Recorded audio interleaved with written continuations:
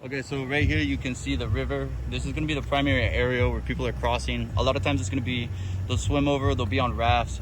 And actually, if you look over here, a lot of these people fishing are not only fishing, but they're also spotters for the cartel. So they'll sit here all day long and they're on their phones or their radios, just depending. I mean, obviously there's a family right there. I'm not saying every fisherman's involved in organized crime, but a lot of the times they operate in a hidden in plain sight, which is a really good tactic. So another good spot they're gonna use a lot is these lighter shore banks over here. You see where it's not as wide. That's a good place to cross. And then if you look down right here, there's a running trail on the U.S. side. BP is going to use it as well. There's Border Patrol. And so, you know, as you can see, there's a lot of parties going on that side. It's a beautiful summer day. It is. And it's a beautiful city. You know, a lot of us, our families come from the other side, and we were fortunate. What's that city named? Right now we're in Roma. So actually this guy right here is listening to cartel music in the Jeep. So I'm sure they're going to start doing some counter surveillance, wondering why this is kind of out of the norm to see someone like me here in this type of kit. You know, typically they're going to see patrolmen and stuff like that. So it's definitely going to draw some attention.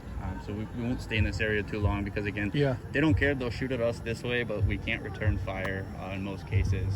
So gotcha. We do take that into consideration. We don't want to make the Mexican consulate mad and start an international incident. Like, I've never started an international incident before. I've been to 70 countries. No, I've never started an international incident. Hey, what city name is it? Miguel Aleman. It's a very, very famous Gulf Cartel city, as well as you got some sprinkles of CDN, the Northeast Cartel operating their former Matazetas. Really trained, and these guys are at a constant battle, constantly fighting for these plazas, for these areas of the river, because if you control the river, you control the human smuggling, the drug smuggling, which we're talking a multi-billion-dollar a year industry. So now, like at Eagle Pass, they had a whole operation for accepting the illegal immigrants that came across the river. Correct. They gathered them up and then they shipped them off to a detention center. Correct. A big tent city kind of thing. Right here is actually the port of entry. So this is going to be the U.S. side, and then that's going to be Mexico's side right there. So you'll have the Mexican government operating on this side, and we're operating right here on this side. So CBP is going to be controlling it, field operations, the blue stripes. And as you see, the one vehicle is just circling, so he's probably definitely trying to figure out what we got going on. And I'm sure there's someone, a hawk somewhere with binoculars just watching us right now, trying to figure out who we are. Gotcha. Huh. But is there a local detention center, like where they come in and they process? Yeah, because we were talking about the kids. So under OLS, Operation Lone Star, especially here in South Texas, the governor has initiated a huge detention and detainment facility operations. So if state authorities catch them, we're going to handle that. So county, municipal, or state police, if we apprehend them, they're going to go to one of those state detention facilities. If Customs Border Protection or Border Patrol catches them, they're going to end up at a Border Patrol detention facility or a DHS detention facility. So just depending. And then if they are caught by Texas authorities, they will serve time for trespassing into the state of Texas. So as you can see, these guys are all coming out over here. And that was my main house as we were standing here that I was looking at. That would probably be the best for, I mean, you see how that house particular is perched up as well as this one over here. That's by design. Everything these guys do, they're in it for the long play, and they're extremely smart, intelligent. They thought a lot of the stuff 30 years ago, and they definitely know what they're doing, and they've got a lot of money to spend to operate this. And they have better intel networks than we do. A lot of people say this is, especially in the intelligence community, this is the largest intelligence failure since 9/11. And Jason Jones, the first captain of Texas DPS Intel Counterterrorism, he was the one, I meet with him a lot and talk with him a lot, and he's become a good friend of mine. He exposed how that is the case, and it's not up for debate. It's fact, and you don't have to look at the fact. And all the politics aside, whether you fall on the left or the right, or you're just an American who's concerned, this is an issue. This is affecting our cities. This is affecting our children. The drugs coming in, the fentanyl coming in. The Americans are dying in record droves, and they don't care on that side because it's all about the bottom dollar to them. Just like I was telling you, the way they're smuggling children, they treat them like cattle, like livestock. They put wristbands on them, tags on them, ID numbers to run their operations. They have no value for the human life, and I think that's why a lot of us get up every day and put in the hours we do to combat these guys. And we're treading water until the federal government gets on board and really starts to back us from DC and admits that we have a huge problem down here. This will continue. We'll continue to lose Americans. We'll continue to lose innocent migrants who are fleeing their terrible situations on that side. And that's just the reality of the situation. So this is the border that's Mexico and U.S. and you were saying Correct. Kids come over here to go to high school. Correct. So like we were in Eagle Pass, we walked across the border. Correct. And we went to lunch. See, in Eagle Pass, that part of Mexico is the government has operational control right now. And I'm not saying all the government has the same operational controllers on board, and I'm not saying they are corrupt or they're not, right? That's not my mission here. What I am saying is the state guard in Coahuila, where you crossed, they have absolute operational control, and it's one of the safest areas to cross into Mexico. Now, So if I wanted to go over like tomorrow at noon, lunchtime, sun's up, right? It's daylight. Yeah. If I wanted to go get lunch over there, you would probably make it 20 meters, and you'd be abducted by the Gulf Cartel. And then what happened? They're gonna either extort you or just kill you, just because they can, because they enjoy it, because it's that power trip to them. Are you kidding? No, I'm absolutely 100% serious. They have no value of life, and especially you have no business down there. Now, it's a little bit different, maybe if you are from here and stuff like that, but they're instantly gonna tell that, hey, you know, you're an outsider. You got no business here, and they don't care. Okay, wow. You know, and like, if you were to tell me this... As you can see, these guys are still out here watching us from that elevated position since we came. But if, like, you were to tell me this, you know, up back north where I'm from, you know, it's different. Right here. Yeah, sure.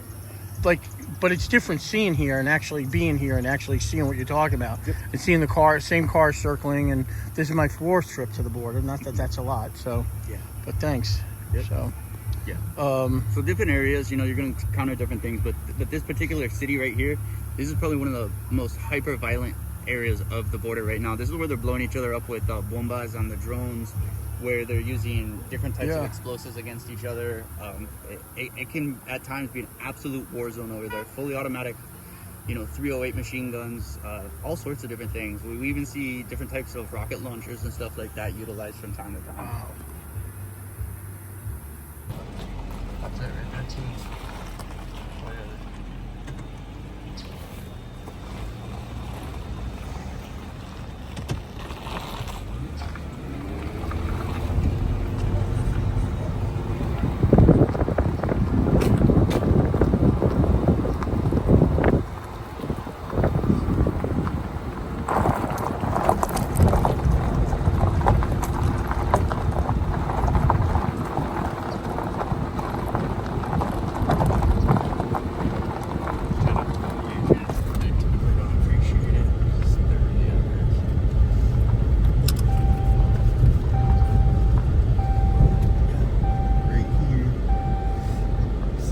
Take this straight back in. It's I ain't going nowhere. Not without you. Yeah, no, I know.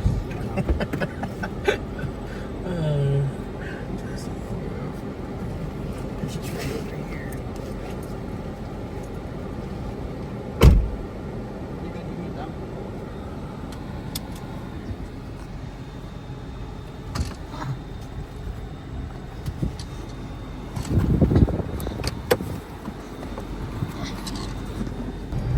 So who was the guy that was walking by?